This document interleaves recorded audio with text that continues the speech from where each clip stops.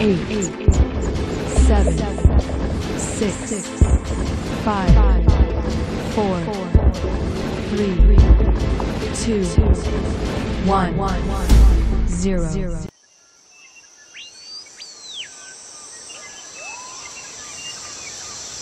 A história que vou contar começa em uma floresta, em algum lugar na Tanzânia.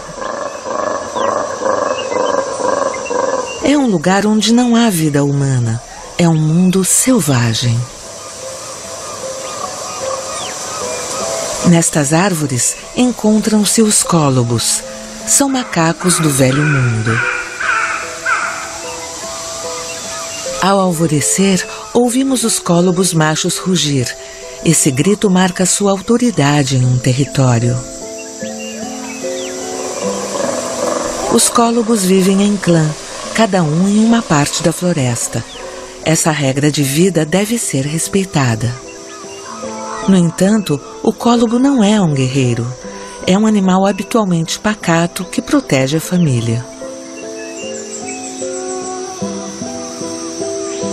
Quando se vive suspenso entre terra e céu, deve-se ver o mundo de modo diferente. Às vezes penso que eu poderia ter nascido cólobo em uma floresta da Tanzânia e tudo teria sido diferente. Mas, surpreendentemente, eu não nasci macaco e a vida do cólobo mudou. Isso foi há muito tempo.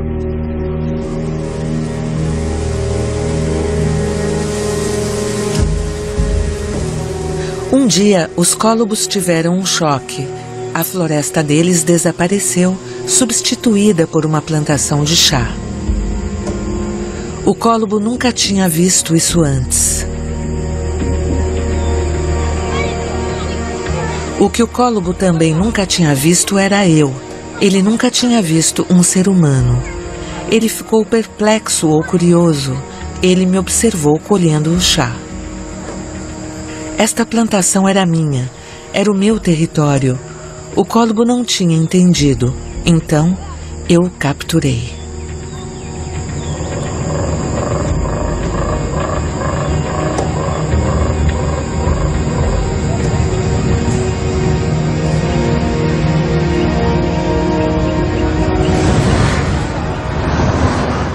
O cólobo foi parar em outro mundo bem longe da sua floresta. Ele conheceu a civilização. Eu encontrei um papel para ele. Ele me diverte. Eu não posso fazer mais nada com ele. Depois do leão ou do elefante, ele talvez se torne também um herói de documentário ou propaganda. Ele foi enxotado de suas terras, mas sua imagem está comigo.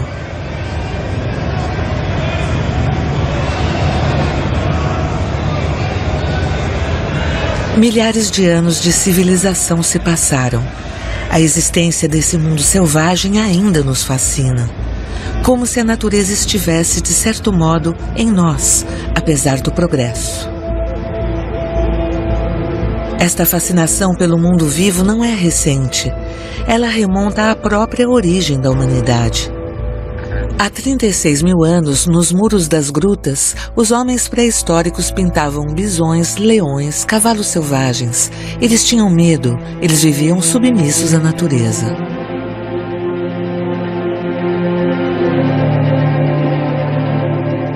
Hoje, os papéis se inverteram. O mundo selvagem está nas mãos dos homens. Com o avanço da civilização, a natureza recuou.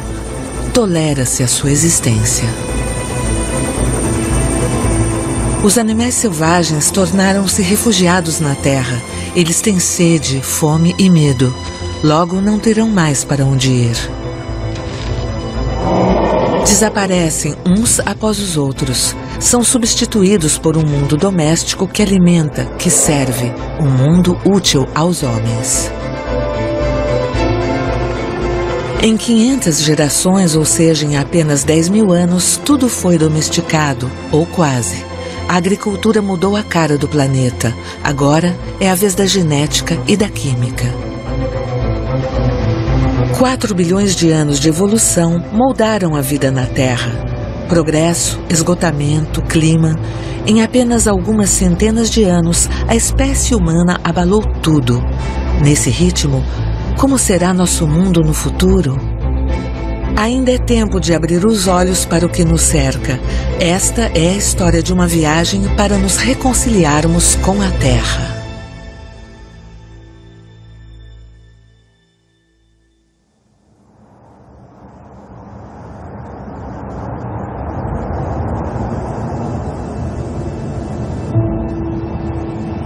Esta viagem começa com um grande salto no tempo há mais de 2 bilhões de anos. A história se apagou, mas resta um santuário escondido no coração da floresta amazônica entre a Venezuela, o Brasil e a Guiana. É um tepui, um platô de arenito banhado por chuvas tropicais, uma das mais antigas massas rochosas da Terra. É o Monte Roraima.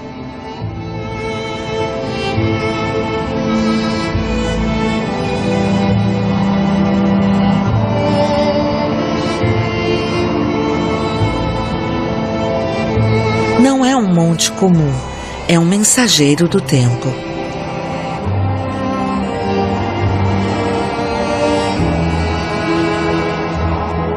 A história da vida na Terra está protegida nesta fortaleza natural, protegida das misturas de espécies, da poluição e dos homens.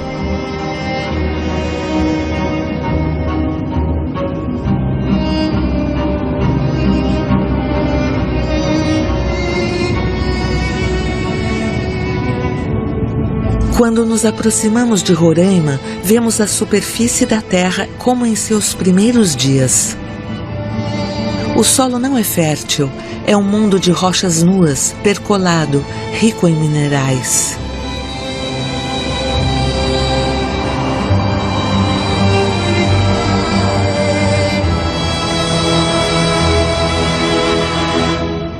É difícil imaginar o desabrochar da vida em um mundo tão rude.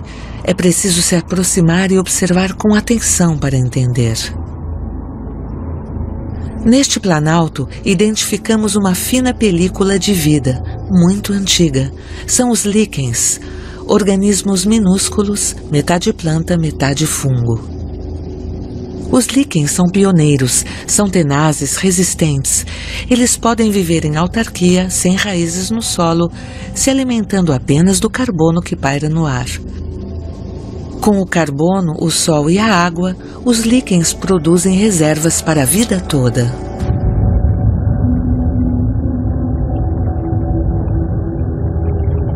Dentro desses líquens existem bactérias. É a unidade básica do ser vivo, a origem de tudo. Elas são minúsculas. Ainda hoje, elas realizam todas as funções vitais, contêm todos os códigos genéticos do ser vivo. Elas habitam em todos os meios, coabitam em todos os corpos, inclusive no meu. Mas neste estágio da história, estas bactérias colonizam principalmente as algas verdes que há nos líquens. Estas algas são verdadeiras bolhas de energia. Elas transformam o carbono com a luz do sol. O incrível no líquen é o seguinte: as algas não utilizam essa energia. Elas a dão a um cogumelo, um fungo, que por sua vez vai alimentar a alga. Dessa união, em uma terra desolada, a vida vai explodir.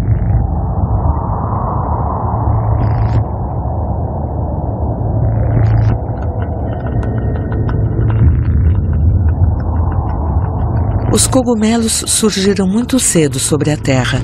No entanto, são os grandes esquecidos da história natural.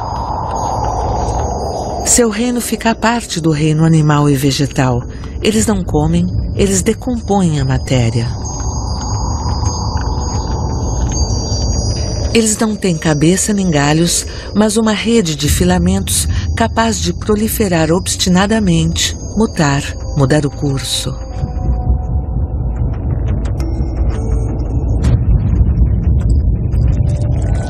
Chamam-se Cladosporium, Penicillium. Eles são indispensáveis à decomposição orgânica, aos antibióticos, aos fermentos.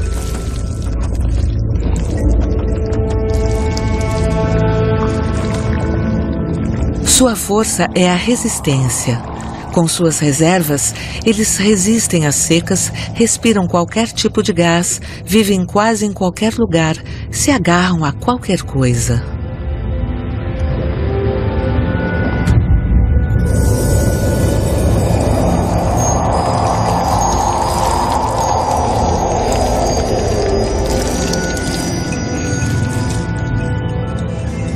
Eles não se deslocam, mas utilizam o vento para dispersar seus numerosos esporos. Eles são tão leves que, geração após geração, eles acabaram conquistando a Terra inteira.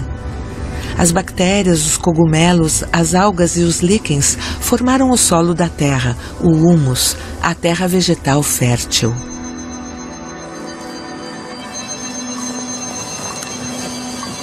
Atualmente, o solo contém uma rede infinita desses fungos minúsculos. Nós não os vemos, mas eles existem. Eles vivem em simbiose com as raízes das plantas.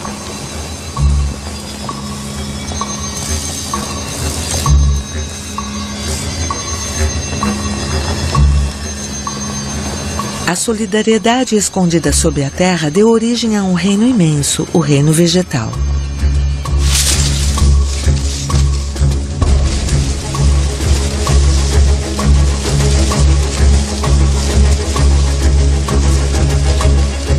Do lado de fora, a vida não se arrasta mais, ela se ergue, é a corrida para a luz. Tudo é permitido para ultrapassar seu vizinho, até se enroscar nele. Existem 300.000 plantas sobre a terra, todas se abrem ao sol através de suas folhas. Esta corrida faz nascer um dossel florestal, um telhado verde, tão denso que logo o sol não alcança mais o solo. Então, bromeliáceas e epífitas ganham os galhos altos, se beneficiando da chuva e do sol. As plantas avançam sobre as árvores, enchendo-as de vida como torres de Babel. Um quarto da diversidade mundial encontra-se nas florestas primárias. Na Amazônia, há 16.000 espécies diferentes de árvores. É uma nuvem de vida suspensa a mais de 40 metros de altura, com grandes árvores, espécies de gigantes desastrados, cujas raízes mal conseguem ficar eretas. A floresta primária é uma maravilha natural.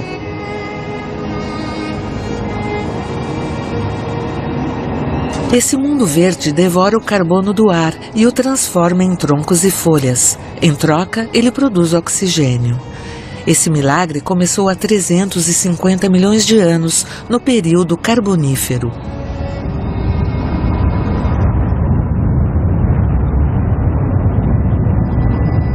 Através da fotossíntese, a vida influenciou o clima até criar um mundo à parte na galáxia do Sol. A Terra tornou-se um planeta vivo. No entanto, nada em suas origens permitia prever isso.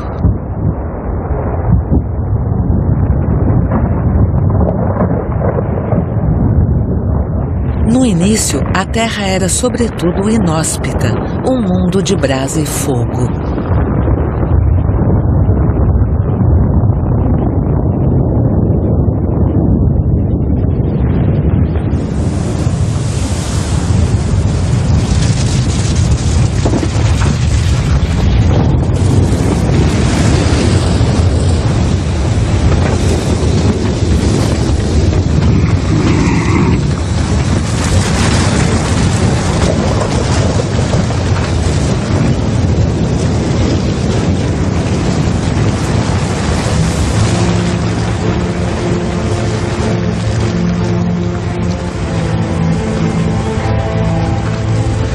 .500 vulcões ainda estão ativos atualmente, mas somente uma centena atinge o estágio de uma erupção como a do Bardarbunga na Islândia.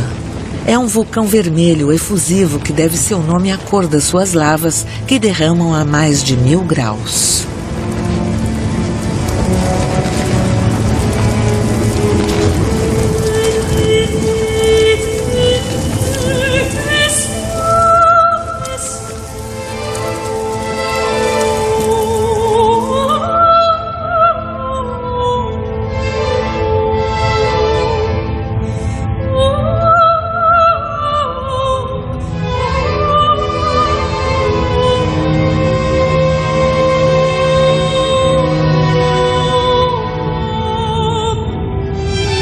Os vulcões sempre sobram o calor e seus gases carbônicos ainda carregam a atmosfera terrestre.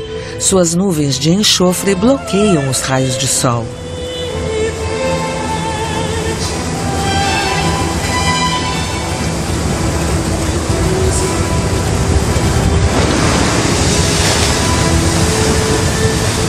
Ao longo dos períodos geológicos, a Terra sofreu terríveis extinções ligadas aos vulcões.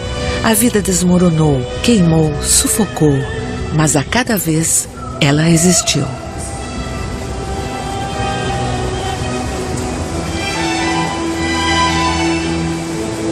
O segredo da vida na Terra é, na verdade, o oceano. Ele é o caldeirão, o fulcro de tudo.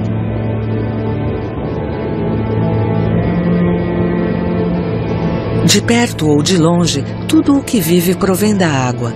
As algas geraram as plantas, os crustáceos, os insetos, e os peixes abriram o caminho aos vertebrados terrestres.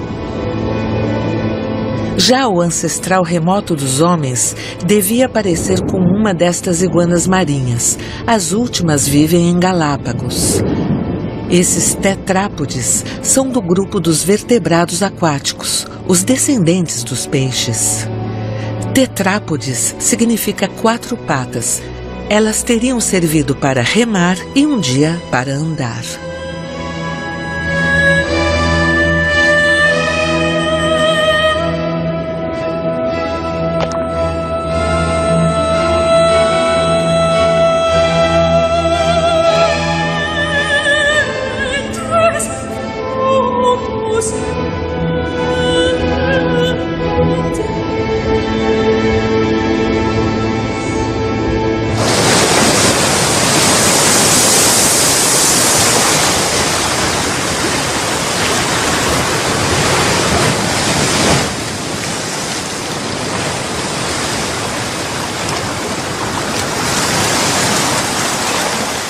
E um dia a fornalha desapareceu.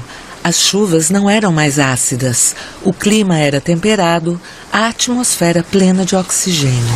As iguanas de Galápagos aproveitam o calor do sol.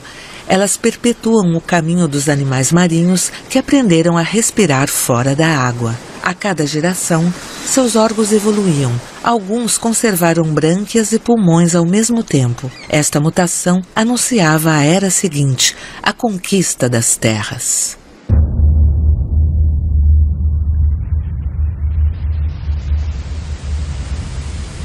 Dezenas de milhares de espécies deixaram o oceano. Este longo caminho as levou para além do mundo conhecido, para as florestas primárias. 200 milhões de anos foram necessários a esses aventureiros para alcançar esse novo mundo.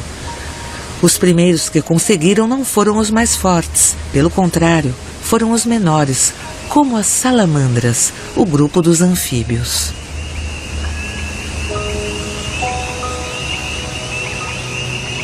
As rãs provêm desta família. Existem 5.500 espécies conhecidas no mundo. Em sua maioria, vivem em ninhos na floresta amazônica.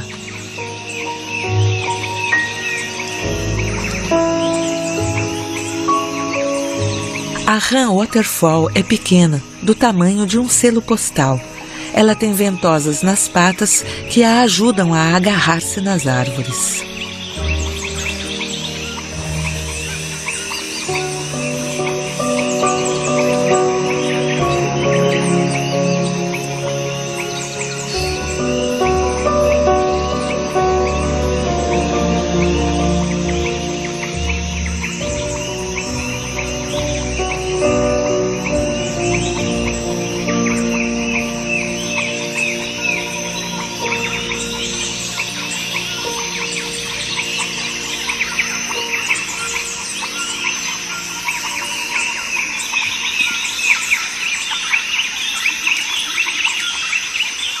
As rãs são frágeis. A sua pele absorve tudo. Ela contém substâncias vitais, venenos e até anestésicos naturais. Elas são herdeiras extraordinárias da evolução das espécies.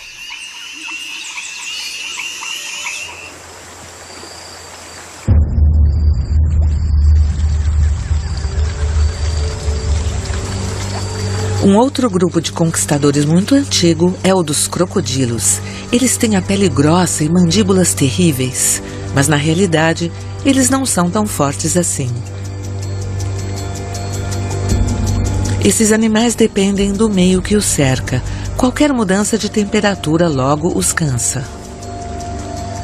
Essa moderação levou os crocodilos a viverem pacientemente.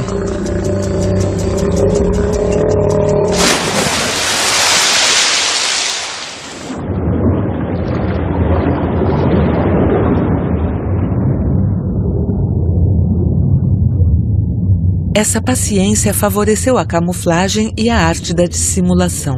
Ela produziu uma diversidade extraordinária de morfologias.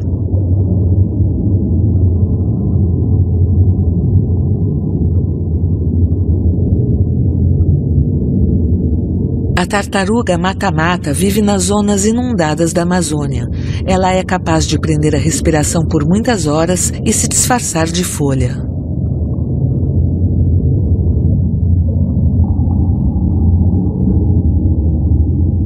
A anaconda sabe esperar dias de tocaia até uma presa vir se saciar. Essa cobra imensa dos pântanos fica entre as árvores, pronta para afogar a presa. As cobras sempre fascinaram os seres humanos. Elas fazem parte da mitologia do mundo inteiro. Elas inspiraram os dragões.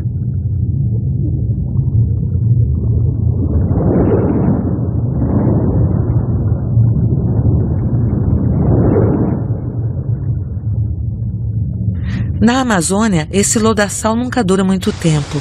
Quando a chuva para, a água escorre para os rios e os animais buscam outra zona inundada.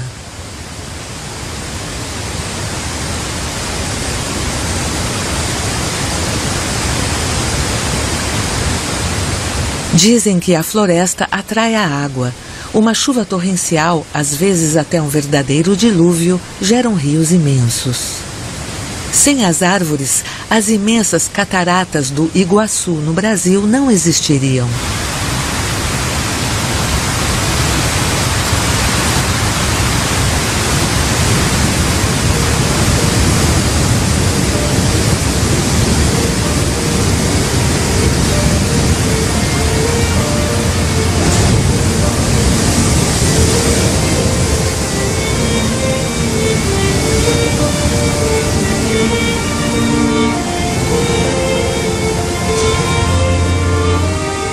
A água, assim como a vida, nunca para no meio do caminho.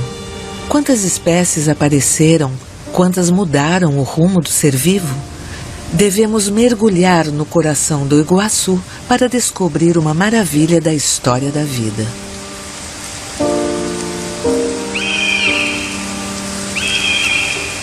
Há 200 milhões de anos, uma espécie tinha o mesmo ancestral da família dos crocodilos. Ela deixou a água e virou-se para o céu. Primeiro, tornando-se mais leve e mais ágil. Sem dúvida, os primeiros se contentavam em avançar aos pulos. Os últimos deram o grande salto.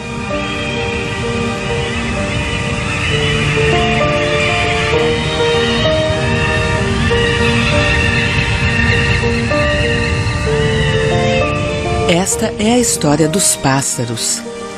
Voar permitia que vivessem em um mundo novo, como os andorinhões velhos que fazem seu ninho no coração das cataratas do Iguaçu para se proteger dos predadores.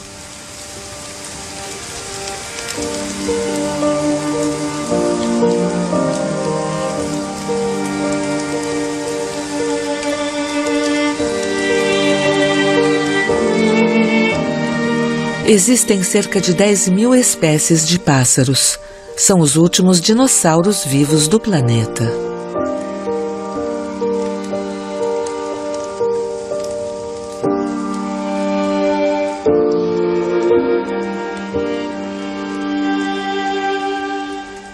A floresta é a memória de todas as experiências da vida na Terra. É um livro a céu aberto, onde se aprende a voar, rastejar ou nadar. Aprende-se também que, apesar das aparências, o solo das florestas primárias não é rico, mas muitas vezes pobre e ácido. Algumas plantas são, portanto, carnívoras, como a drósera.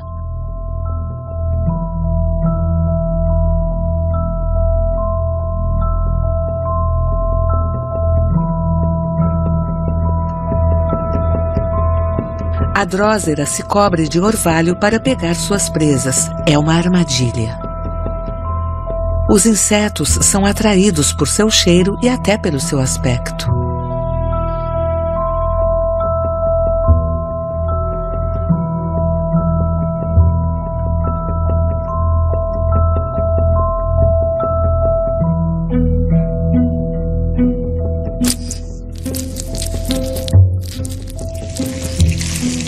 A armadilha se fecha graças a pelos sensitivos que acionam um sinal. O animal, em seguida, é digerido nos sucos.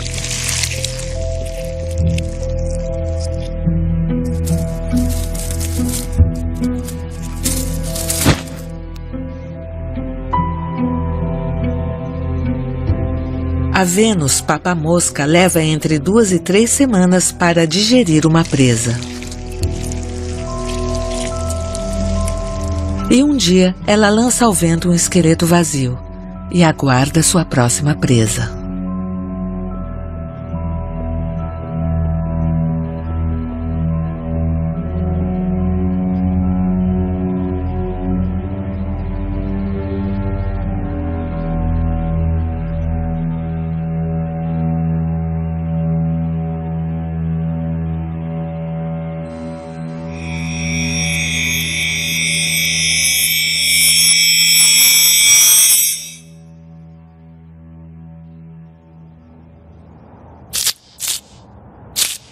Mas para se reproduzir, as plantas precisavam de outra artimanha.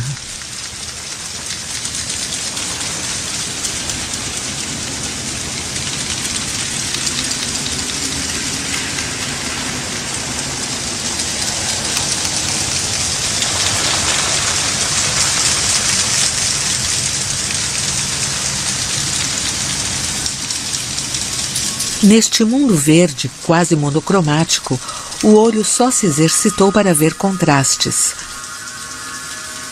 À medida que a visão se aperfeiçoou, uma revolução incrível ocorreu. A revolução das cores.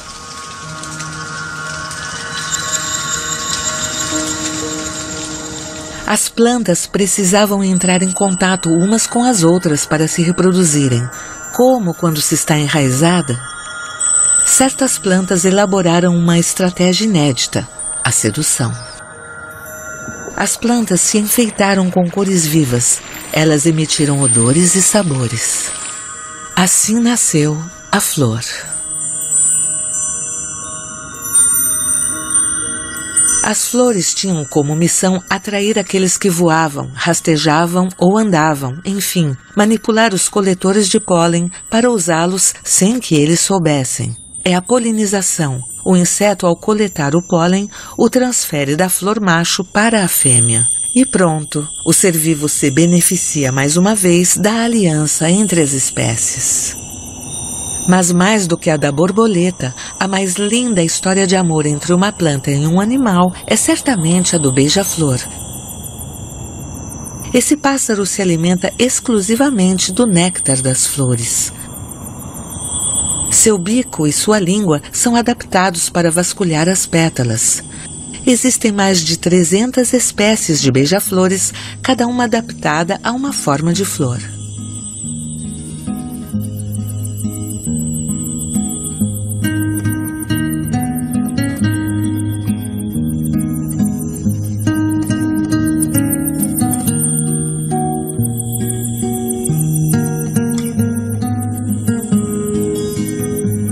O coração do beija-flor bate forte, até 1.200 pulsações por minuto.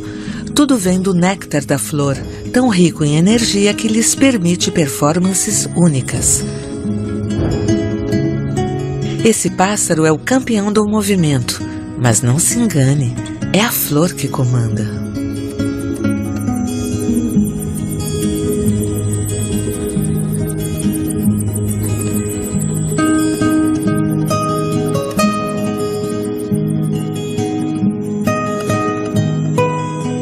Todo ano, na estação do acasalamento, a sedução invade as florestas da América Central. Nesse jogo, o grande vencedor é o beija-flor mirabilis. Essa espécie é muito rara, ela só vive em zona de montanha tropical. Os machos adultos têm plumas em forma de espátulas e as usam numa dança espetacularmente ágil. A floresta torna-se então palco para um verdadeiro balé de plumas. Uma vez terminada a estação nupcial, o casal deverá ensinar a seus filhotes o famoso código de cores, a chave que permite a eles se alimentar, e o ciclo recomeçará.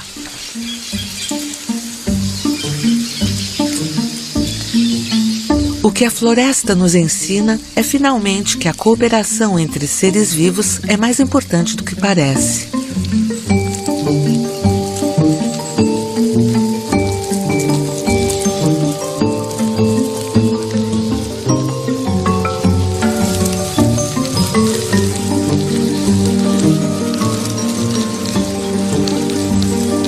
As formigas cortadeiras da Amazônia são artrópodes. Elas têm uma particularidade. Elas cultivam um fungo. Elas sabem selecionar as espécies, estaquear, multiplicá-las.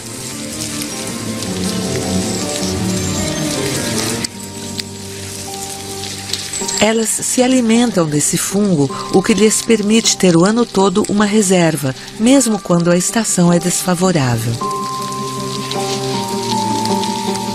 Algumas formigas não fazem nada, enquanto outras trabalham duro, mas esses insetos são de fato a origem da vida em sociedade, onde cada um ocupa uma posição e uma função em um grupo. A colônia torna-se então um superorganismo capaz de sobreviver à fome, capaz até de decompor árvores inteiras.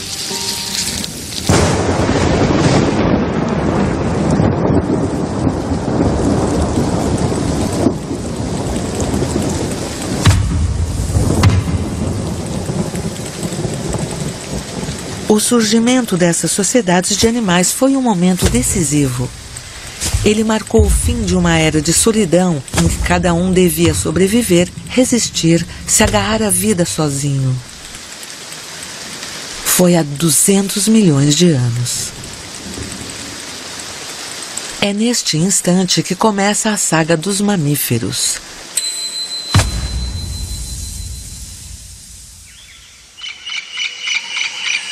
Essa família é a nossa, a dos humanos. Os mamíferos, como estes macacos prego do Brasil, são vertebrados de sangue quente. Eles amamentam seus filhotes e vivem em clã. E isso muda tudo.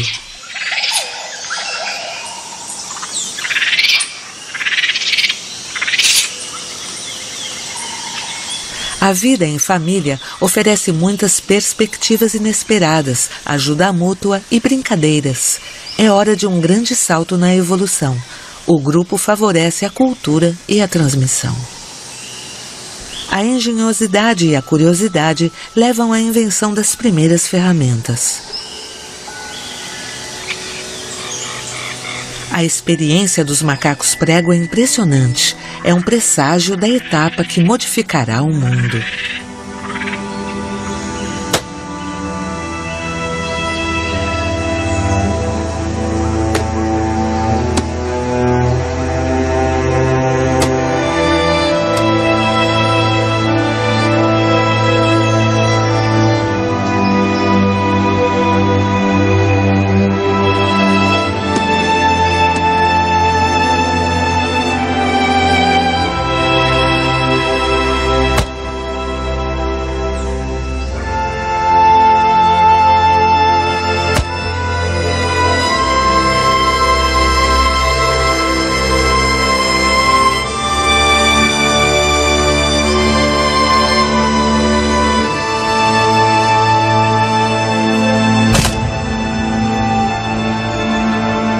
Logo chegará a era do homem.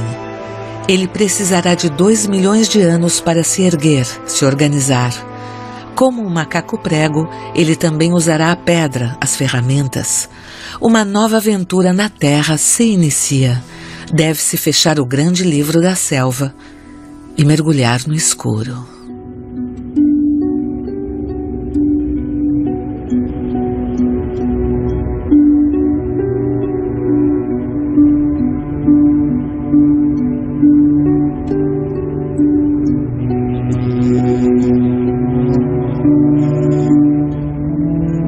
Aqui começa a minha história, a do ser humano. De todas as famílias de hominídeos, só resta uma, a dos Homo sapiens, dos homens sábios que legaram suas pinturas à posteridade. Foi há 36 mil anos, na caverna de Chauvet, na França. O Homo sapiens deve sua sobrevivência a seu espírito. É provavelmente esse poder que o levou a representar o que o cercava. 1000 desenhos e pinturas feitos com óxido de ferro e carvão vegetal, pois o homem domina a técnica do fogo. Identifica-se 14 espécies de animais, dentre elas animais perigosos como os leões, os mamutes, os rinocerontes lanudos, os ursos. O homem não se desenha, ele desenha os outros seres vivos. Ele tem consciência da existência deles.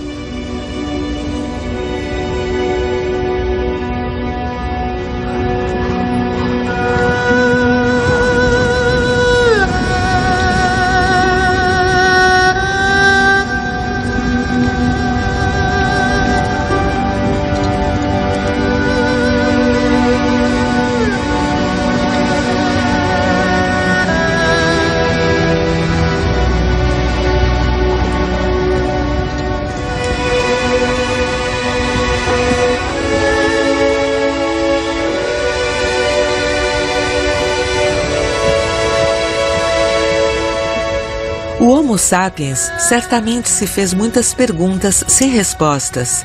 Então, ele preencheu seus vazios através da arte, da expressão, da cultura, toda uma rede de histórias e códigos de grande complexidade.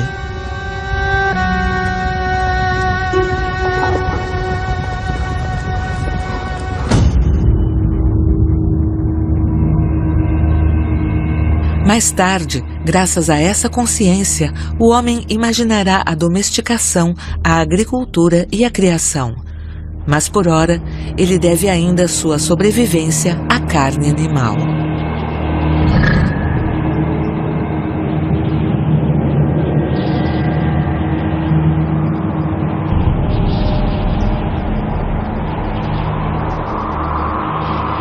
Era preciso se aquecer e se alimentar. O homem precisava de peles para se vestir.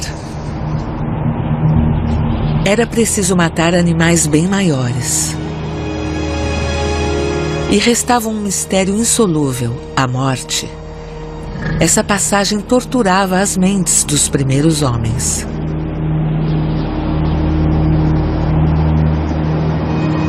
Assim, sem dúvida, nasceu o xamanismo, diálogo entre o ser humano e os espíritos da natureza.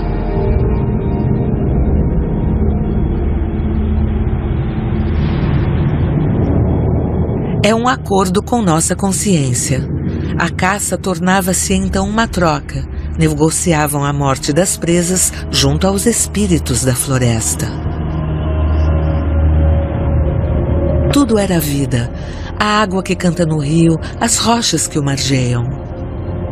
A árvore tinha alma, boa ou má, ameaçadora ou favorável. Era possível falar com ela e ela respondia.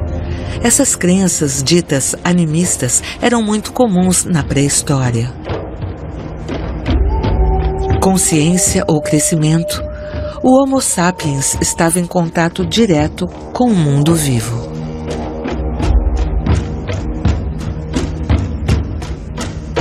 Muito cedo, o homem cooperou com animais para caçar, em particular com o lobo cinzento.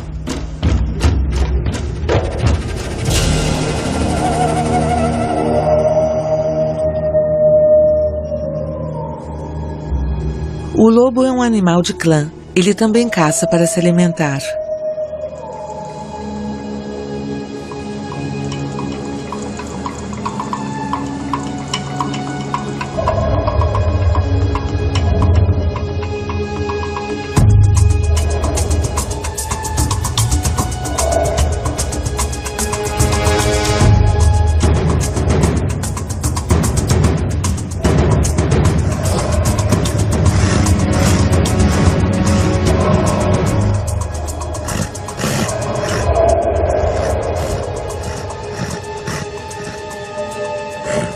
Foi preciso se domesticar mutuamente, aprender a se respeitar. Durante milhares de anos, nós caçamos juntos. Tínhamos interesse nesta cooperação e é por isso que ela existia, mas ela era incerta. O lobo foi domesticado há 15 mil anos. Foi o primeiro. Ele deu origem à família dos cães. Um ramo do lobo, contudo, permaneceu totalmente selvagem, fazendo desse animal um ser à parte na memória dos homens. Nos contos infantis, ele é a figura do aliado do qual desconfiamos.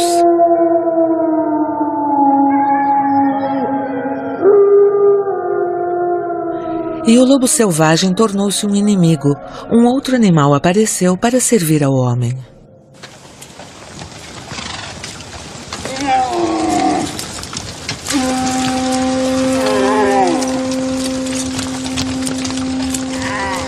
Dizem que a vaca entrou na minha vida ao entrar em minha lavoura.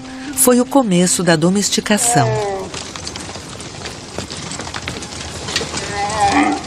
Domesticar significava alimentar, proteger e controlar a reprodução desses animais. Foi difícil, mas foi um sucesso.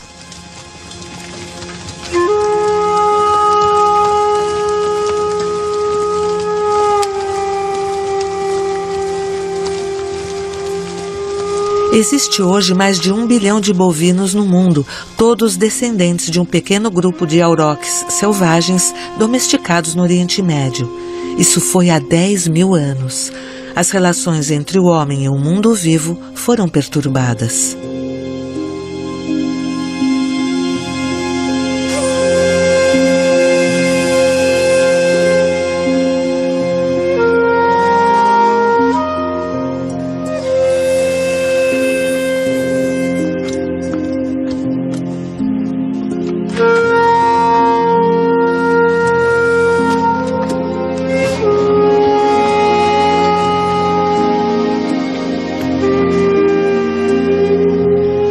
A vaca era uma fonte rica de alimento, trabalhava-se o seu couro e ela era utilizada principalmente para o trabalho nos campos. Era o tempo da agricultura.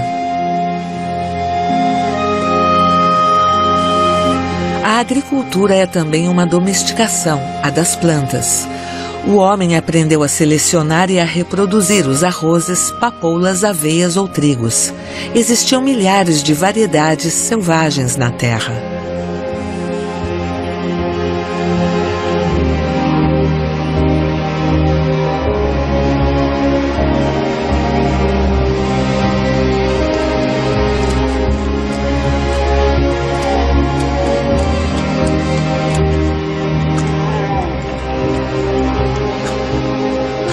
Apesar do progresso técnico, os animais ainda existem.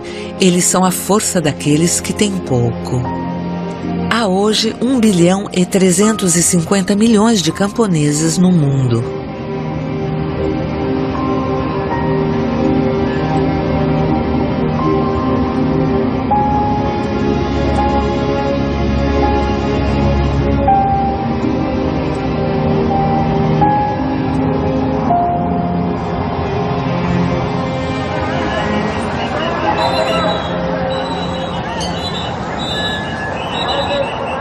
O homem era o criador.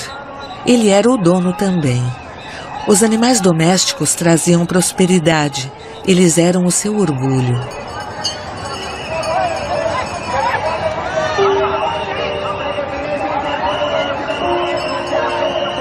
Eles foram projetados no coração das crenças humanas, pois o homem devia oferecer às suas divindades o que ele tinha de mais precioso.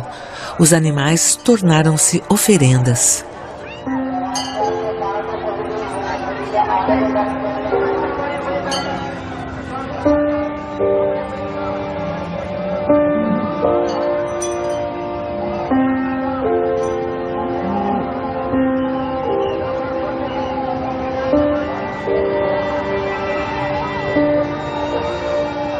Ainda hoje, sacrifica-se animais às forças divinas.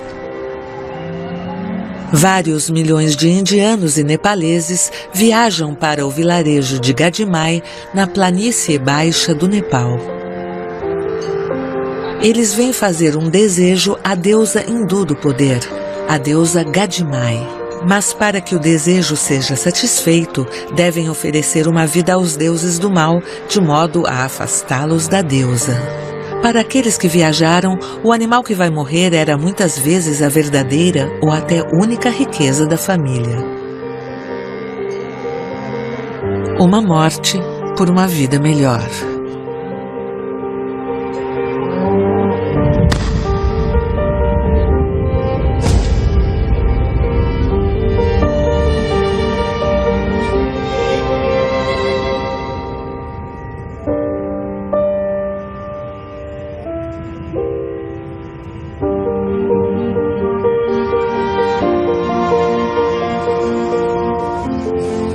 $200.000 animais, búfalos, mas também cabras, foram sacrificados no Festival de Gadimai em 2014.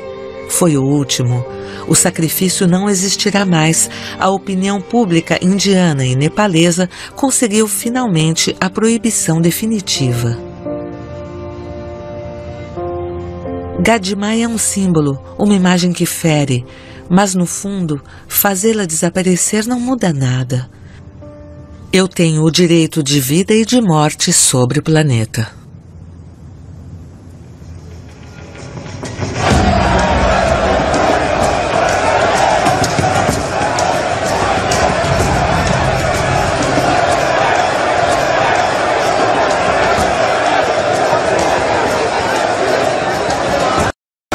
A humanidade é capaz de sacrificar a vida, mas também de celebrá-la. Com a primavera, chega a época das festas que imprimem ritmo aos períodos de escassez e abundância. Na Índia, a cada ano, é o festival Holi em que rezam para a volta da terra fértil.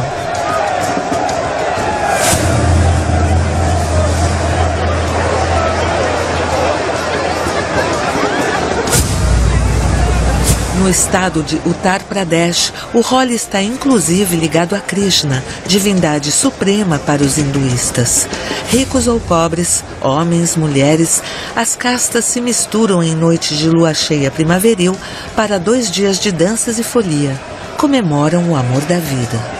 Cada cor tem um significado preciso.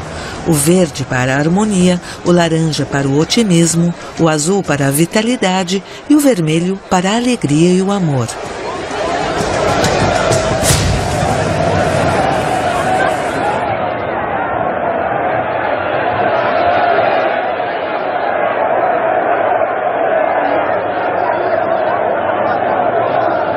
O espírito das plantas e o xamanismo desapareceram.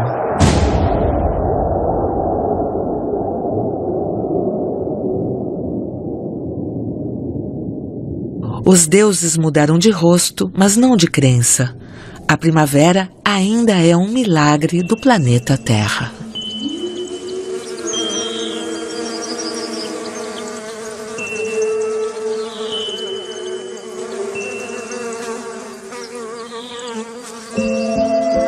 A primavera se deve a estas abelhas. Elas se deixam conduzir por sabores, manipular por flores que desejam ter seu néctar coletado.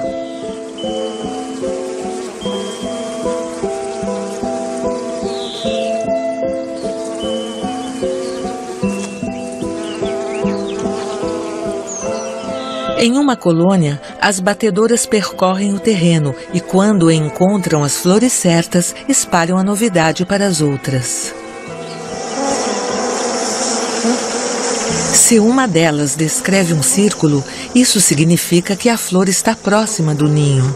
Se a abelha avançar zumbindo, ela indica a direção em relação ao sol de um bosque mais distante.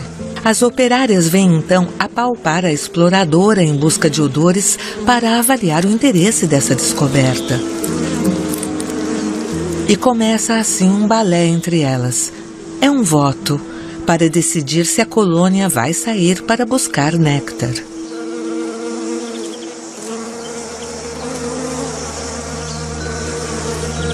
É aí que eu entro. Eu forneço flores para as abelhas, milhões de flores. Em troca, elas polinizam as árvores frutíferas como aqui, as amendoeiras da Califórnia.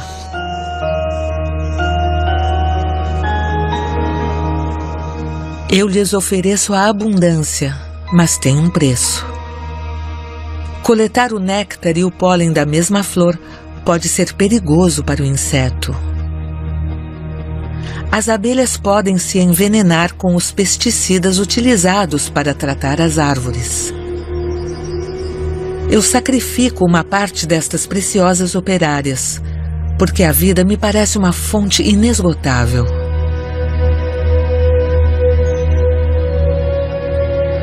A cada ano, mais de 50 mil colmeias são importadas de todos os Estados Unidos por caminhão. Isso representa cerca de 10 bilhões de abelhas. Elas ficam algumas semanas até polinizarem as árvores. 4 amêndoas em cada 5 vendidas no mundo são oriundas do estado da Califórnia. Essa obra-prima da agricultura racional rende 15 bilhões de dólares por ano.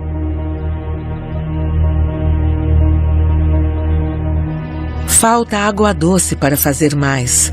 Os 3/4 de reservas do planeta são engolidos pela agricultura. Quando a água torna-se muito rara, arranca-se até árvores. É mais rápido e lucrativo. A relação com a vida se transforma profundamente. Não há mais misticismo. Ela agora é econômica. Em nome do produtivismo agrícola, pode-se muito. Pôr abaixo montanhas, deslocar rios.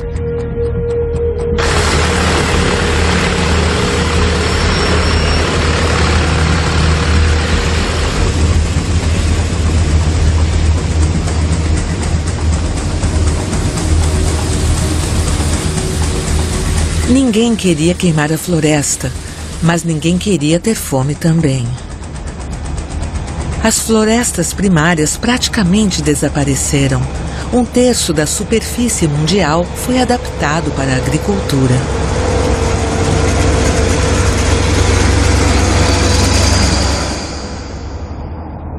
Em 10 mil anos, a face da Terra mudou.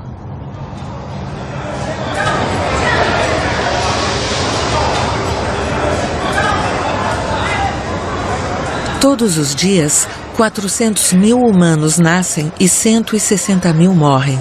São 240 mil a mais para alimentar na Terra, a cada dia.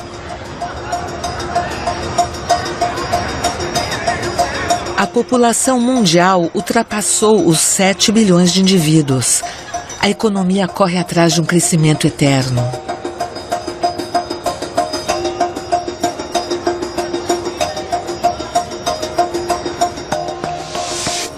A performance e a inteligência levam a humanidade à frente. Educação, cultura, a sociedade humana é uma concentração de cérebros.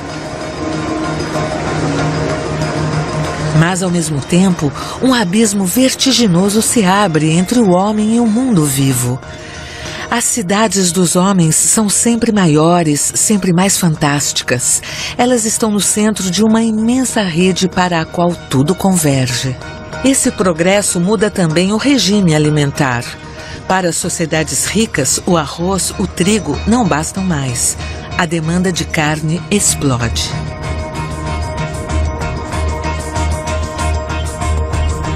Lançada a plena velocidade, em pleno crescimento, a criação tornou-se, por sua vez, uma indústria globalizada.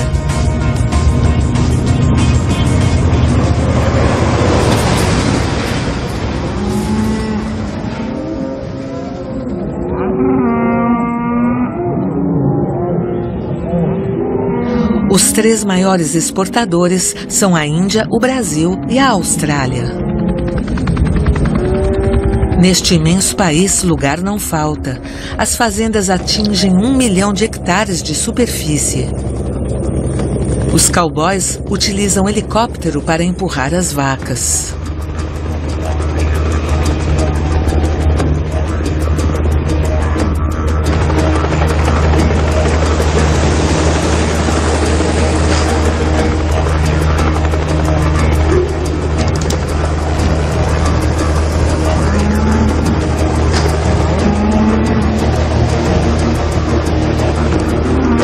Perto de Darwin, nos territórios do norte, os ranchos possuem, em geral, 50.000 cabeças.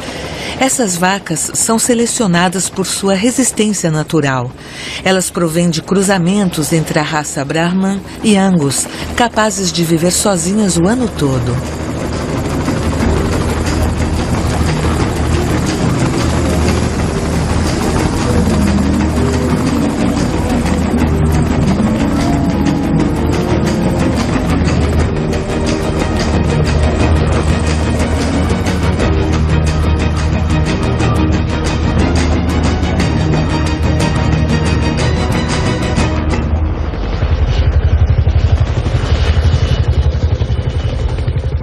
Por toda parte, cercas de arame farpado conduzem os animais até os ranchos. Uma vez por ano, esses imensos rebanhos são reunidos, marcados e vistoriados antes de serem exportados para os mercados da Ásia e Europa.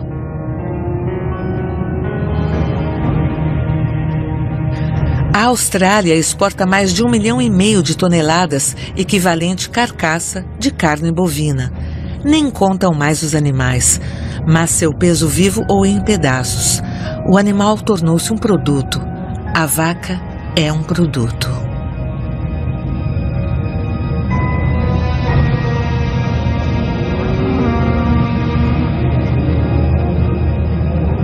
Os Estados Unidos foram os pioneiros desta mercantilização da vida. Desta vez, dada a obrigação do lucro, não é mais uma questão de vida em liberdade ou criação familiar. O sistema baseia-se em parques de engorda que podem conter até 100.000 cabeças, uma alimentação sem capim, à base de milho e hormônios de crescimento. Os animais se alimentam até de farinhas animais, fabricadas a partir de carcaças de animais moídos. Esse coquetel de proteínas força o crescimento dos bovinos. Isso chama-se criação intensiva. Esses animais são alimentados sob vigilância científica, mas no fundo são engordados para produzir mais carne, mais rápido, mais barato, para haver lucro. Então, eu fecho os olhos.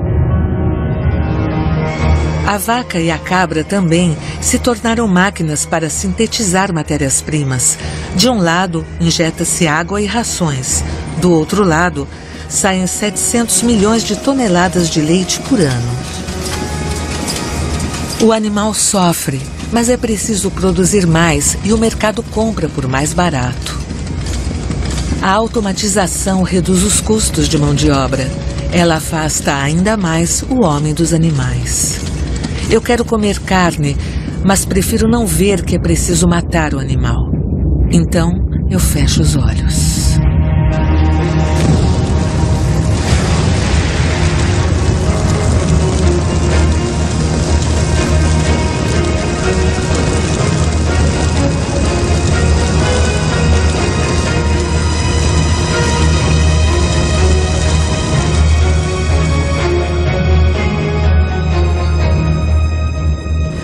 Cada ano, o homem mata e corta 60 bilhões de animais, 60 bilhões de vidas, cerca de 10 vezes a população humana, em um ano apenas.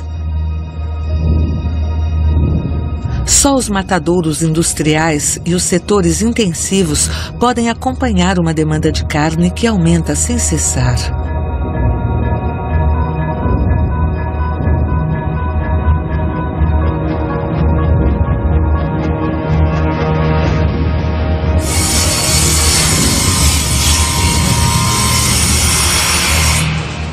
O trabalho da morte é otimizado, é um açougue monumental. O trabalho em série foi inventado nos matadouros no final do século XIX. Eficiente, racional, as fábricas de automóveis fizeram o mesmo. A indústria alimentar só responde a uma demanda absurda: produzir sempre mais para vender sempre mais barato.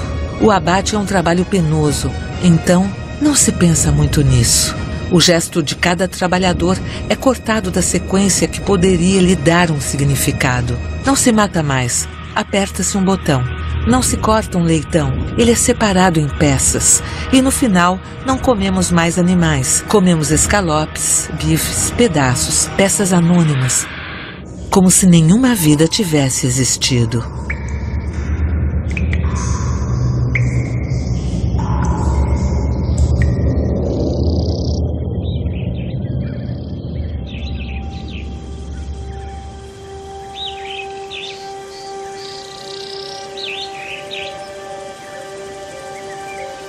Dez 10.000 anos. Isso representa apenas 500 gerações de homens. 10.000 anos bastaram para que a floresta desaparecesse e a savana retrocedesse. As espécies selvagens foram rechaçadas para as regiões mais remotas do globo. Em certos casos, os conflitos entre animais e humanos se multiplicaram. Foi preciso criar reservas naturais. O Botsuana abriga um dos maiores parques do mundo, o delta do rio Cubango. É um território onde os homens são mais raros que os animais. A vida é diferente ali.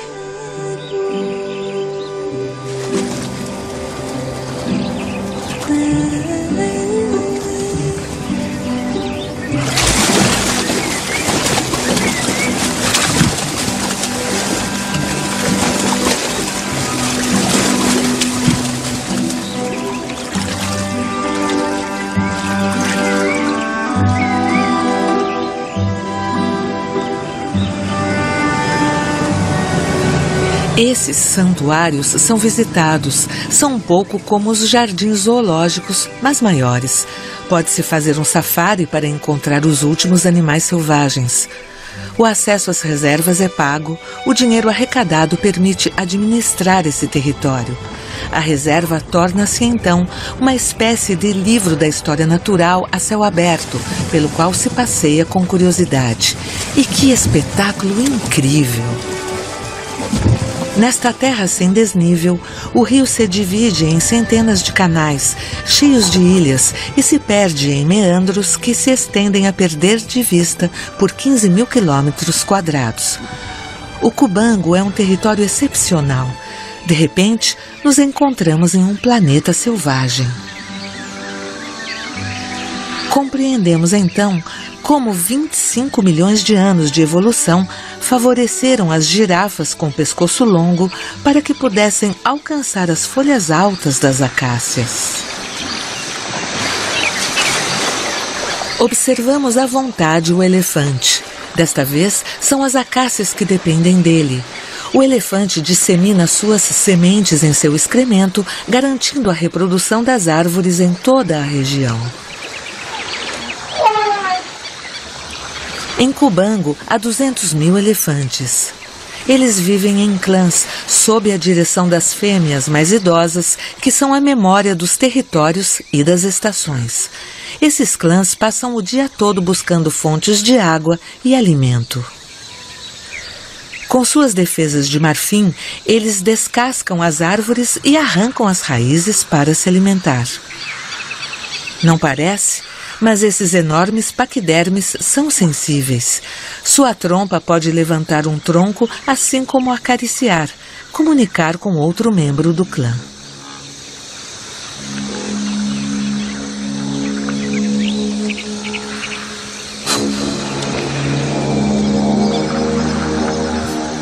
Observar esses animais selvagens é cativante, mas essas distrações são seres vivos. Sacralizar a natureza não resolve muita coisa. É uma medida de precaução para não precipitar o fim de um mundo que ainda me fascina.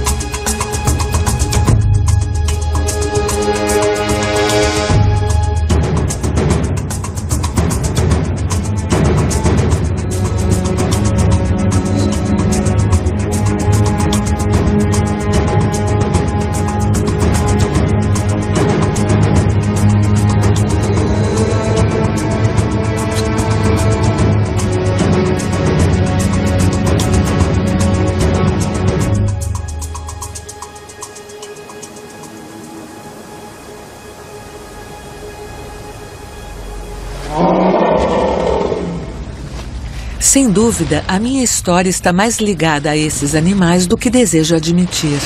Ela desperta uma memória, um fio invisível que liga minha existência a todos os outros seres vivos. Eu sei disso, mas sei também que falta-me espaço.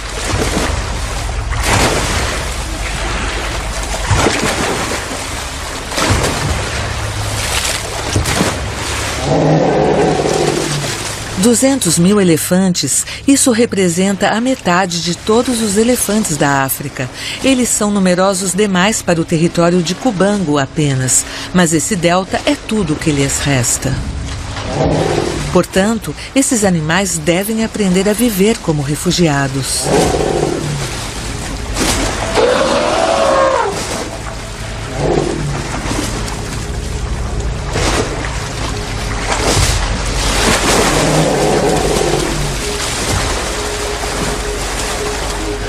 O Botsuana proibiu a caça, mas os elefantes têm a liberdade de migrar para os países vizinhos.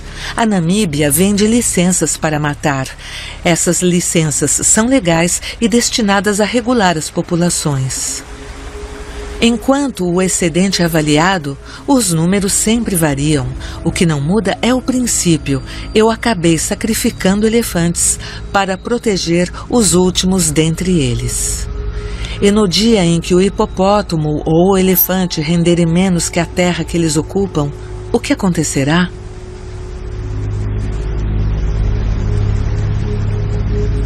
O delta do Cubango não é uma terra deserdada. É um delta exuberante graças à água do rio. Esta mesma água ameaça hoje a reserva. A Angola e a Namíbia, a montante do rio, precisam dela para irrigar um vasto projeto de cultura de arroz. Se o projeto for levado a cabo, esse delta pode virar um deserto. E ao mesmo tempo, como não entender as populações que precisam de água para suas culturas? Pode-se escolher entre proteger elefantes e alimentar os homens?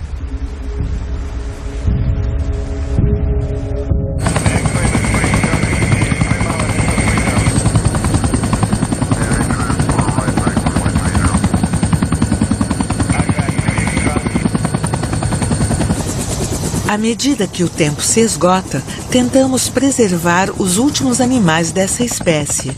As reservas da África do Sul são o último refúgio dos rinocerontes do planeta. Certas reservas são pequenas demais para acolhê-los ou fecham. Então, é preciso transferir os animais para novos centros de acolhimento. Um poderoso sedativo imobiliza os músculos do rinoceronte. Deve-se cobrir seus olhos, obstruir seus ouvidos.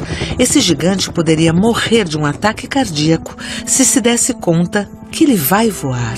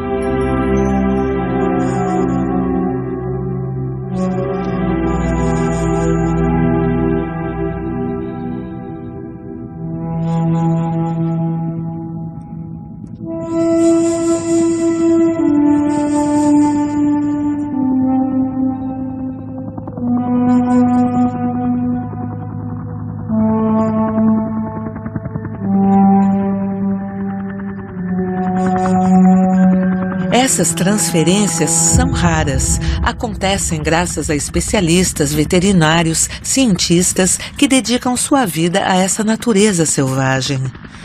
Eu me prometi ter êxito, mas meus esforços são irrisórios. Eu luto contra o que eu mesmo criei. Com uma mão eu salvo, com a outra eu massacro. O elefante é dizimado por suas defesas, o rinoceronte por seu chifre. Esses grandes animais veteranos da história da vida são alvos fáceis para caçadores clandestinos, equipados com armas automáticas, veículos off-road e rádios. Restam apenas 20 mil rinocerontes no mundo, a maioria está na África. A espécie é protegida. Pensávamos que estava salva. Mas em 2014, em um ano apenas, 1.500 morreram com tiros de traficantes. Reduzido a pó, o chifre de rinoceronte serve em medicamentos tradicionais na Ásia. A demanda é tanta que os preços disparam. Por 50 mil euros o quilo, o chifre de rinoceronte é agora mais caro que o ouro. Quanto menos elefantes houver, mais caro será o marfim. Quanto mais eu mato, mais eu ganho. Eu especulo sobre a raridade da vida. A caça esportiva rende 200 milhões de dólares por ano na África. Ela é organizada em nome da regulação das espécies, mas no fundo mata-se por esporte, pela triste glória dos troféus. Enquanto não se reconhece que o animal selvagem está em perigo, ele pode ser morto e seus restos exibidos. Em Denver, um depósito federal conserva os animais apreendidos no território dos Estados Unidos. Milhares de bibelôs, roupas, acessórios, medicamentos arrancados de um mundo vivo. É um inventário triste que relata a posse, a crueldade, a dominação. 30 mil anos depois de chover, Denver é uma nova gruta, mas desta vez seus muros retratam uma grande loucura. A minha.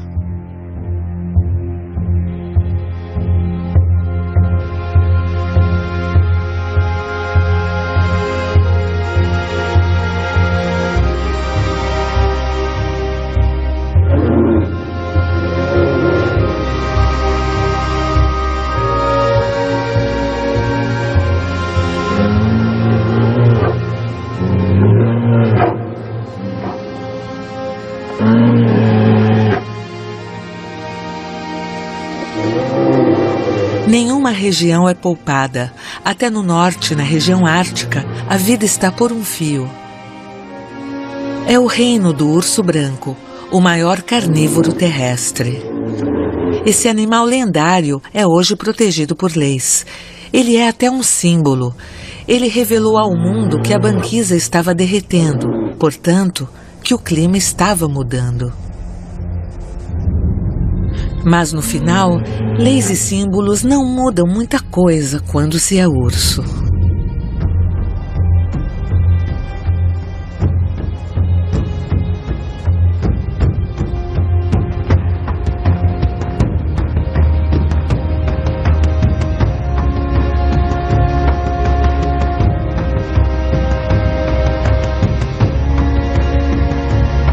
Leis e símbolos também não protegem a vida dos homens. Os nenetes também estão desaparecendo. Esse povo da Sibéria sempre viveu aqui ao ritmo do frio, conduzindo rebanhos de renas selvagens.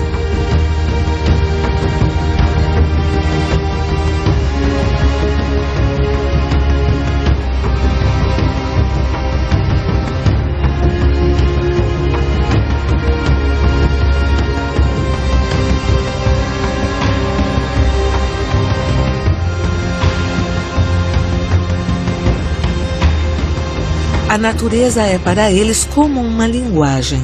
Cada detalhe conta, cada orientação das árvores, mudança de líquens, de neve. Cada ano, eles migram para o norte no verão e para o sul no inverno, percorrendo a península de Yamal, a terra de seus ancestrais.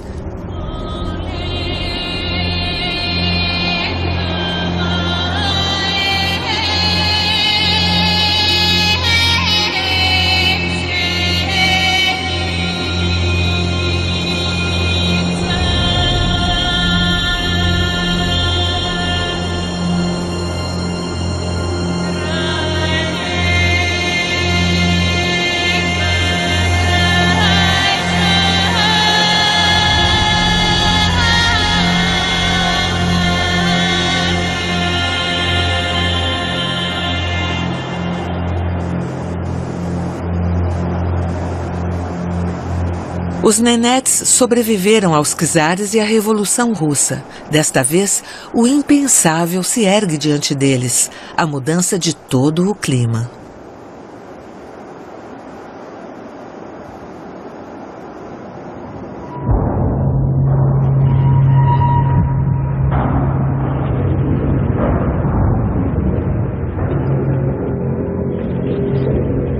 Os Nenetes veem seu reino derreter ano após ano, e o pior é a civilização industrial que os alcança.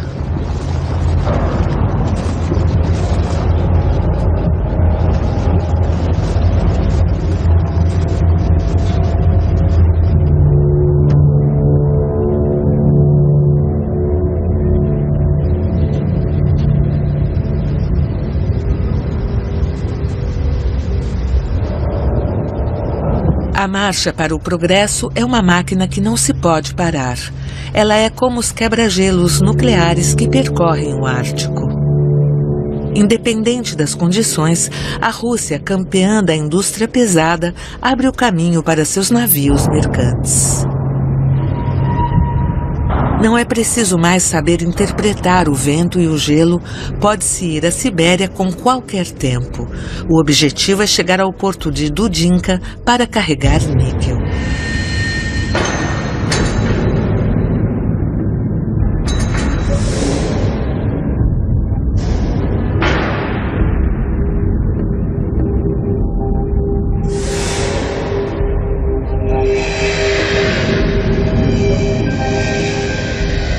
Esse mineral é raro na Terra. Ele sai de uma das maiores minas do mundo e também um complexo metalúrgico, a mina de Norilsk. O níquel é utilizado para fabricar ligas metálicas. Ele serve para toda a metalurgia. Ele entra até na composição de moedas.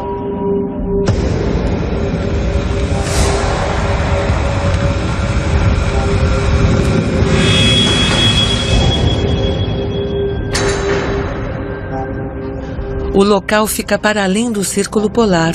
Ele fica mergulhado no escuro 4 meses por ano. Apesar do frio, até menos 50 graus, 170 mil habitantes vivem todo o ano nessa cidade de concreto, maltratada pelo gelo e degelo. Viver aqui é uma proeza, mas vive-se de verdade, joga-se hóquei no gelo, dança-se. No auge do inverno, é preciso ficar enclausurado. De todo modo, ninguém vem a Norilsk passar férias. Vem-se aqui para trabalhar para uma mina. Norilsk é apenas uma peça de uma imensa engrenagem. É a máquina que impulsiona a humanidade em uma corrida louca, mas grandiosa também. Ainda que envenene todo o planeta. Aqui de manhã não é mais para o sol que olham, mas para a direção das fumaças para saber qual bairro será tóxico. A cada ano, o local injeta na atmosfera 2 milhões de toneladas de gases, essencialmente carbono e enxofre. Esses rejeitos, como os de milhares de usinas no mundo, darão a volta ao mundo através de ventos e correntes. 50 mil moléculas sintéticas foram fabricadas em um século. Elas não existiam antes do homem. Hoje, essa química invade toda a Terra.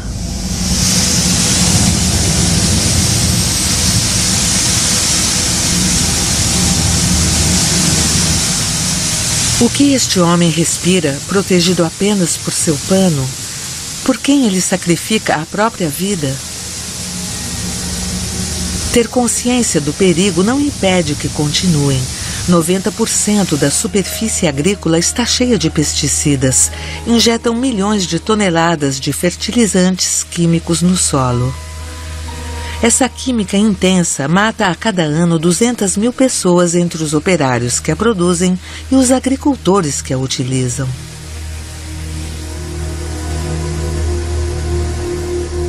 Os poluentes estão em toda parte. Nos tecidos vivos das plantas e animais, e agora nos dos humanos.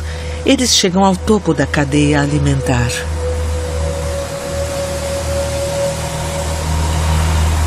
Agora, um europeu em cada 2 tem no seu sangue moléculas sintéticas provenientes dos herbicidas. Mais de 1/3 da superfície cultivada do planeta foi degradado e as terras tiveram de ser abandonadas.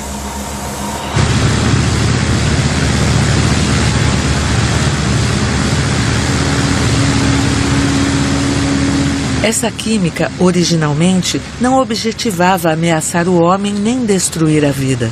Pelo contrário, ela buscava melhorá-la. Mas falta distanciamento para distinguir o progresso do perigo.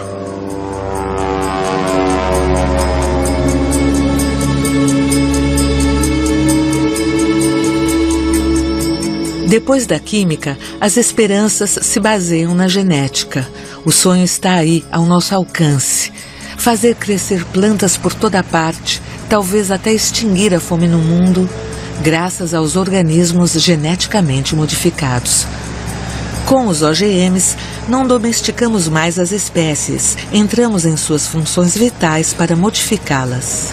O algodão foi então corrigido para poder difundir seu próprio inseticida. O milho para resistir à borboleta que o devora. A soja para suportar doses mais elevadas de herbicidas. Poderíamos quase nos perguntar por que essas plantas não eram capazes de fazer isso naturalmente. As culturas de OGM se espalharam como um rastro de pólvora. Agora, elas são legais em 29 países. Há dúvida quanto ao perigo causado à saúde.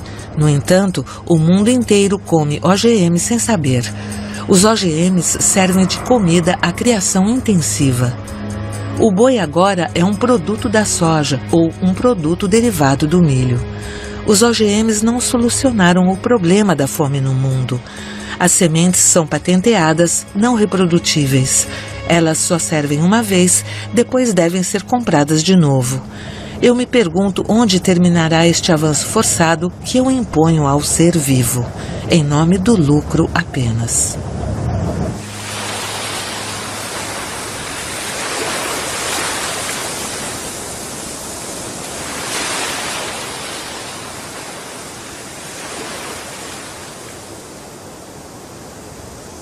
Quando eu olho para Bangladesh, eu constato que o caos não está tão longe. Nestas planícies alimentadas pelo Ganges e o Brahmaputra, cultiva-se ainda manualmente, segundo métodos seculares. As rendas são baixas, as colheitas aleatórias, devem se inclinar aos caprichos do rio, se adaptar às marés e à monção. A terra se desloca segundo as correntes. Os seixos e rochedos são raros. É preciso construir constantemente quebra-mares, migrar para novas ilhas de areia para instalar casas e escolas. Vive-se com pouco, da pesca e agricultura de subsistência. Tudo vem do rio.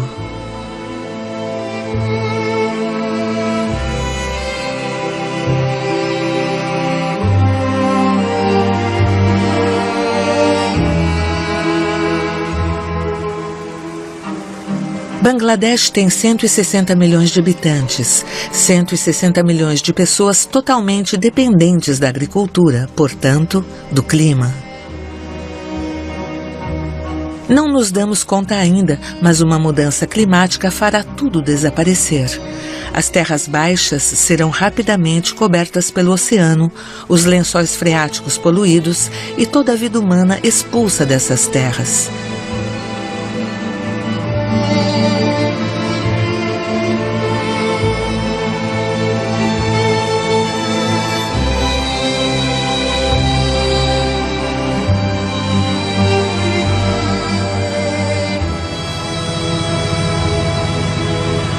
Tudo o que foi construído aqui é efêmero. Dhaka, a capital do país, tem uma das maiores densidades do mundo, mais de 40 mil habitantes por quilômetro quadrado. Construída rente à água, ela está ameaçada, exposta a qualquer mudança climática. As terras agrícolas de Bangladesh diminuem, corroídas pela erosão e salgadas pelo oceano. Como por toda parte, os camponeses que não têm mais terra partem para a cidade em busca de trabalho em uma oficina ou usina têxtil que fornecem para o mundo inteiro. Bangladesh foi também capturado pelas engrenagens do planeta, que se tornou industrial e que provoca esse distúrbio climático. Essa potência industrial não se vê em Dhaka, mas no sul do país, nas praias de Chittagong, em um dos maiores estaleiros de demolição de navios do mundo. Chittagong é um assombro. É como o fracasso da globalização. Estes cargueiros, estes navios-tanques navegaram sob as bandeiras de todas as nações. Eles serviram ao comércio internacional. Tornaram-se inúteis, parecem abandonados.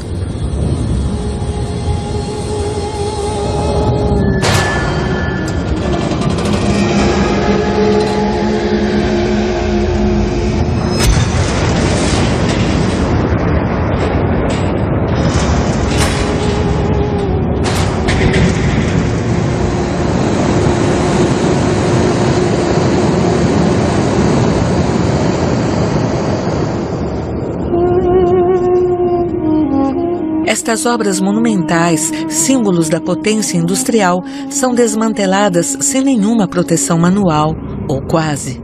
Milhares de toneladas de aço que devem desaparecer pelo menor custo possível, antes que o clima leve estas praias e seus habitantes.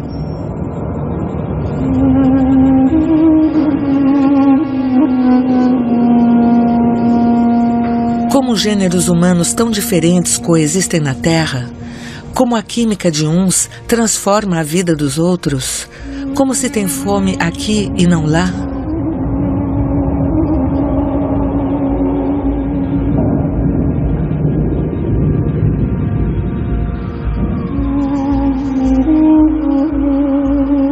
Dez 10.000 quilômetros separam Chittagong de Manhattan, mas sem dúvida um cargueiro encalhado lá foi fretado aqui por um escritório de armadores.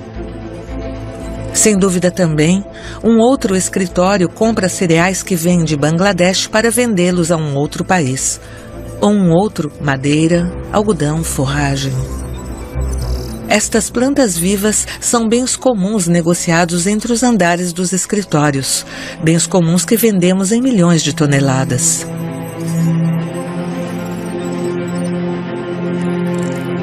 Em um outro edifício, pratica-se talvez o comércio da terra agrícola, cedido por milhões de hectares com seus líquens, suas raízes e todos os seres vivos invisíveis.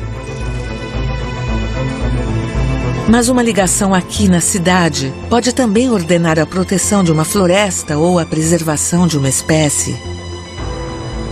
Um escritório certamente já trabalha aqui, evitando a fome no mundo.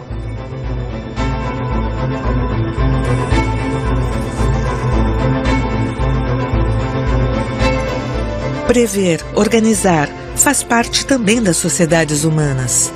Do entendimento entre pessoas pode surgir soluções para o futuro. Mas não há tempo, não podemos mais demorar.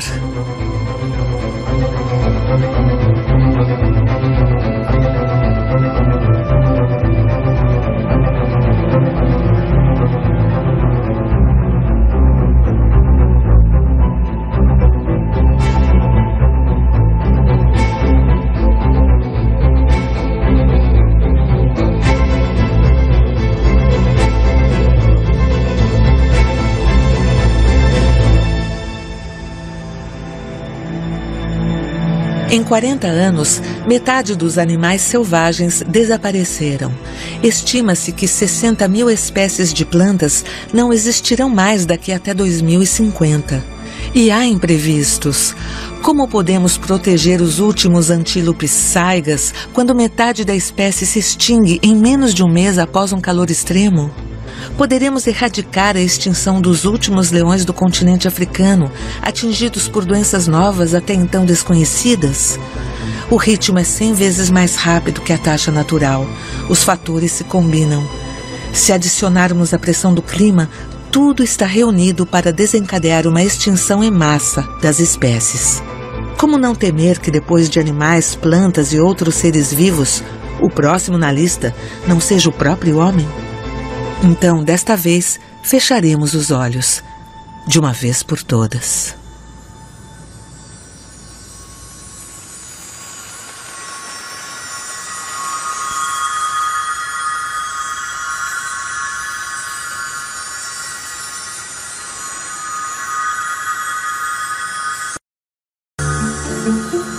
Às vezes, os estorninhos se reúnem em imensos grupos e voam em formação. É como a vida na Terra, uma obra-prima da criação, de beleza e harmonia.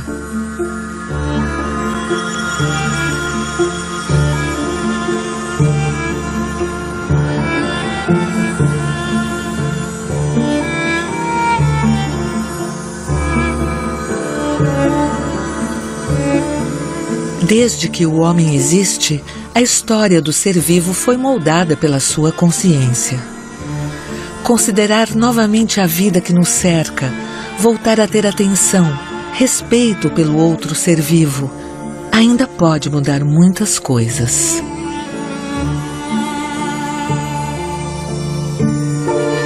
Agora eu me lembro, selvagem não significa bárbaro. O selvagem não se opõe à civilização. Selvagem significa simplesmente aquele que mora na floresta. Defender o selvagem, defender a floresta, é um pouco como defender minha história, meu planeta, minha casa interior. Quanto mais observo este mundo selvagem, mais eu compreendo. É o ponto de referência que falta no meu caminho. Sozinho, lutando contra a minha civilização, eu consegui vencer a fome. Eu protegi os meus. Mas esta corrida é minha perdição hoje.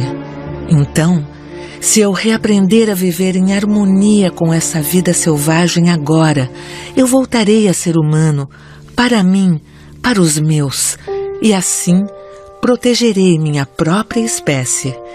Este amor pelo ser vivo está de certo modo cravado em mim. É ele que ainda fala à minha alma de criança. É ele que aperta meu coração quando sinto o vazio da morte. Então, deixem-me abrir os olhos para o mundo e olhá-lo com respeito. All around me are familiar faces, worn out places, worn out faces, bright and early for the daily races, going nowhere, going nowhere. The tears are filling up their glasses, no expression, no expression. Hide my head, I wanna drown my sorrow. No tomorrow, no tomorrow. And I find it kind of funny, I find it kind of sad. The dreams in which I'm dying are the best I ever had. I find it hard to tell you, I find it hard to take when people run in circles. It's a very mad world.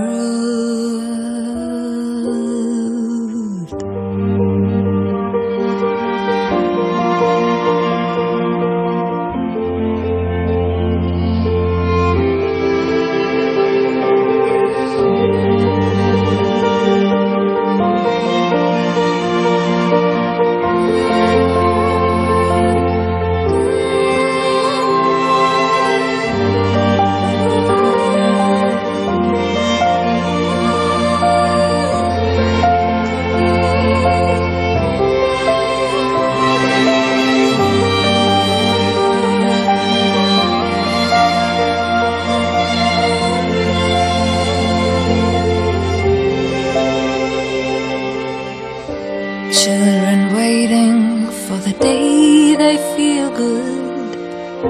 Happy birthday, happy birthday. And to feel the way that every child should sit and listen, sit and listen. Went to school and I was very nervous. No one knew me, no one knew me. Hello teacher, tell me what is my lesson. And she looked right through me, looked right through me. And I find it kind of funny, I find it kind of sad. The dreams in which I'm dying are the best I ever had. I find it hard to tell you, I find it hard to take. When people run in circles, it's a vibe.